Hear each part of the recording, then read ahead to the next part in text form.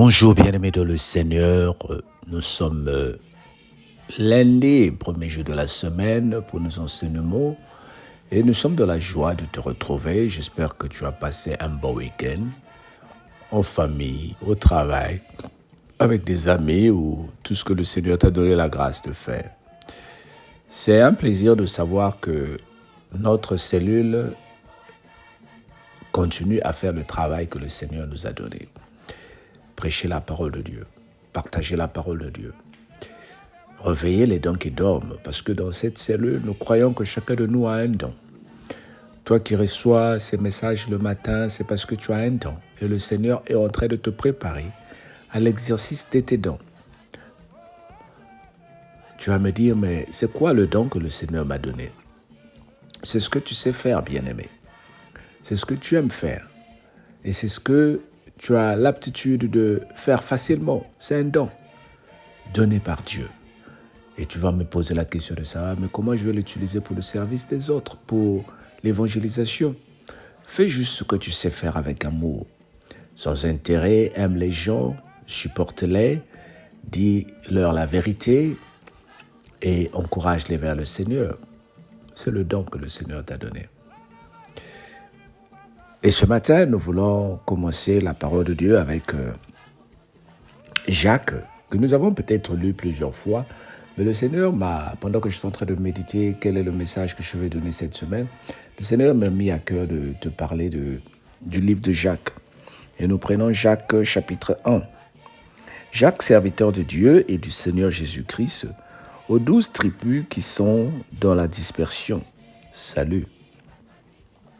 Mes frères, regardez comment un sujet de joie complète les diverses épreuves auxquelles vous pouvez être exposés, sachant que l'épreuve de votre foi produit la patience. Mais il faut que la patience accomplisse parfaitement son œuvre, afin que vous soyez parfaits et accomplis sans faillir en rien.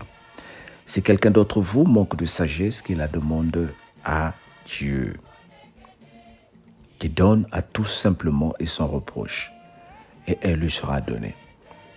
Mais qu'il la demande avec foi, sans douter, car celui qui doute est semblable au flot de la mer, agité par le vent et poussé de côté et d'autre. Qu'un tel homme ne s'imagine pas qu'il recevra quelque chose du Seigneur. C'est un homme irrésolu, inconstant dans toutes ses voies. Que le frère de condition humble se glorifie de son évaluation, que le riche au contraire se glorifie de son humiliation, car il passera dans la fleur de l'herbe. Dis avec moi Amen. Oh, dis avec moi Amen. Nous avons lu 1 à 10, Jacques 1, versets 1 à 10. Le Seigneur dit, regardez comme au sujet de joie complète les diverses épreuves auxquelles vous pouvez être exposés. Et c'est ce que je prêche souvent. Nous sommes exposés à plusieurs choses. Et la majorité du temps, le monde retient ce que nous avons mal fait. Ce que nous avons bien fait, le monde souvent pense que c'est bien, c'est normal, il le retient à peine. Mais le Seigneur est en train de te dire, si tu manques la sagesse, demande-la à Dieu. Qui est-ce quoi? C'est lui qui donne la sagesse. Je viens de parler au départ, en introduction, que les dons, c'est le Seigneur qui te les donne. Alors, quand tu ne sais pas comment les utiliser, mais demande à Dieu. Ou bien aimé, le Seigneur a une seule mission dans ta vie. C'est de parler de toi aux autres. C'est de parler de lui aux autres. En commençant par toi-même et de lui. Pour que les gens te comprennent facilement, il faut que tu leur dises. Pour que les gens, comprennent le Seigneur facilement, il faut que tu leur dises qu'est-ce qu'il a fait pour toi. Tu veux que je devienne chrétien. Et toi, qu'est-ce que tu es devenu depuis que tu es chrétien? Ils vont te dire, mais tu es chrétien, tu n'as même pas de papiers. Tu es chrétien, mais tu as plein de dettes. Tu es chrétien, mais ta vie n'est pas bien. Tu leur diras, ce n'est pas le matériel. C'est la paix que le Seigneur m'a procurée. C'est l'assurance que le Seigneur m'a procurée.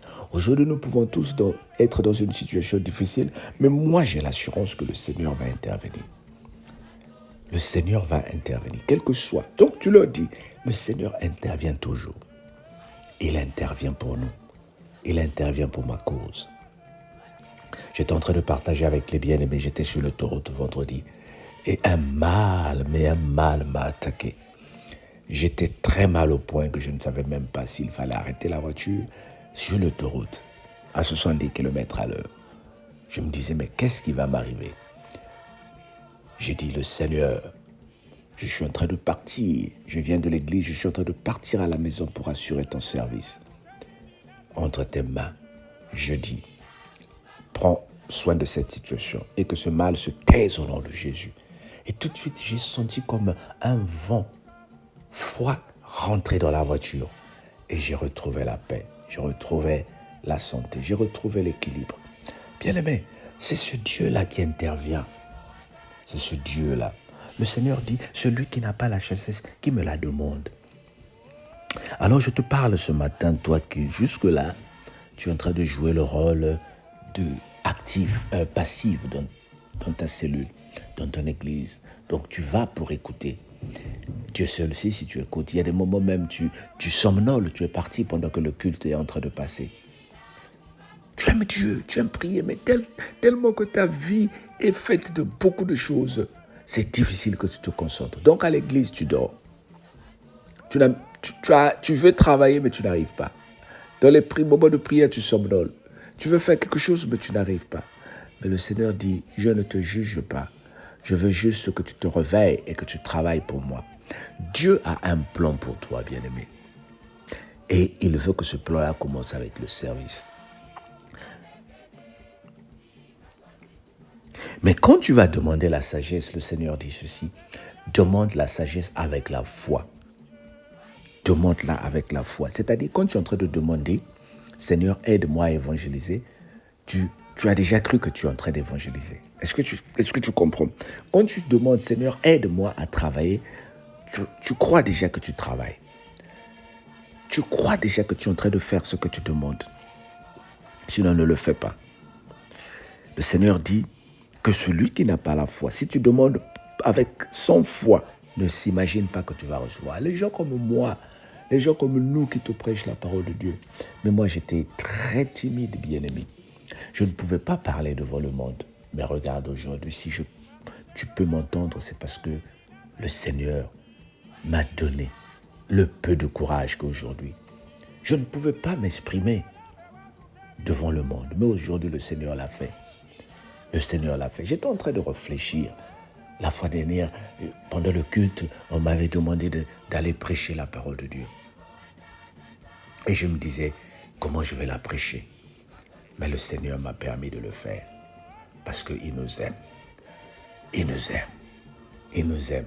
Et les bien-aimés qui étaient dans le programme, chacun avait une prière qu'il devait lire. Mais j'ai dit au Seigneur, toi, tu vas m'inspirer. Je ne lis pas les prières.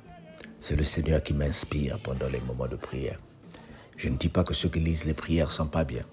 Mais à chacun sa foi. À chacun sa façon de travailler. Et toi aussi, je crois que le Seigneur t'a donné une façon de travailler. Au bien-aimé, Dieu t'aime. Dieu t'aime. Amen. Père éternel, je prie pour ma soeur, mon frère qui m'a écouté ce matin. Donne-lui la sagesse de travailler. Donne-nous la sagesse. Donne-nous la foi. Donne-nous le courage de faire ton service. Au nom de Jésus. Amen. Fais cette prière le matin, le soir, à midi. Fais cette prière. Que le Seigneur te donne la foi et le courage de travailler. Sois béni, bien-aimé. Amen.